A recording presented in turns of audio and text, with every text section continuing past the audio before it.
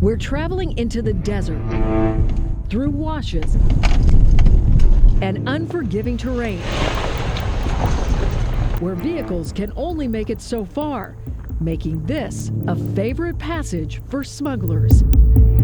It was not far from here Border Patrol stopped a group carrying this cargo and discovered something no one had seen before. We knew that it was something of value because it was being carried in the traditional way that backpackers have carried drug loads through the desert in the past. Special Agent Matt Hall with Homeland Security Investigations is part of a multi-agency drug and border task force. When he opened the lid, a distinct smell gave it away. Inside this container, a highly concentrated, stripped-down form of marijuana known as crude oil. That would be more than 200 pounds of marijuana right So it would there. be more than 200 pounds of marijuana. They're extracting the THC from that plant material, which is the part that makes people high. So it's the part of the marijuana that's valuable. This concentrate is more than just easier to smuggle.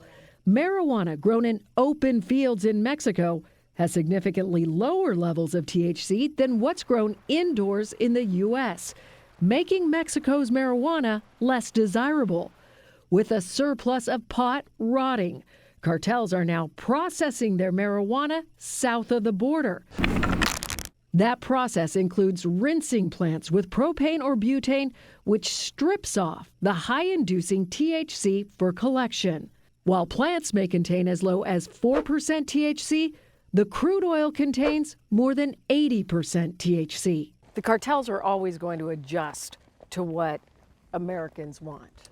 The Sinaloa cartel's a business, so as they see their product becoming more or less valuable, they're going to make a transition to make that product relevant again. Arizona is really on the forefront of this issue. We are only seeing these seizures right now occurring within Arizona. If crude oil is being smuggled through ports of entry, it's not getting caught. The only known corridor being used to smuggle it is over the border and through the Arizona desert between Ajo and 3 Points, where 10 shipments have been seized. While crude oil is valuable, it is not consumable in that form.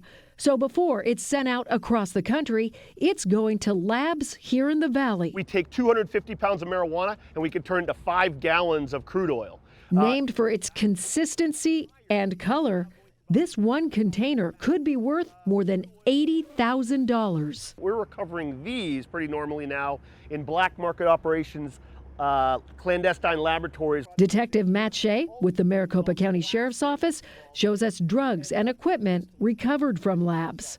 The crude oil is repeatedly distilled, resulting in a product that can be more than 90% pure THC, called distillate. Honestly, it really doesn't move even if you turn it upside down.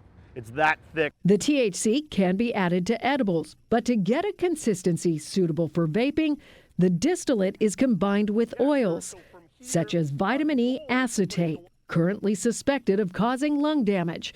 But the product originating south of the border may be introducing additional dangers. We've got $30,000 worth of cannabis cartridges inside this one case. Crude oil was first caught coming over the border in May.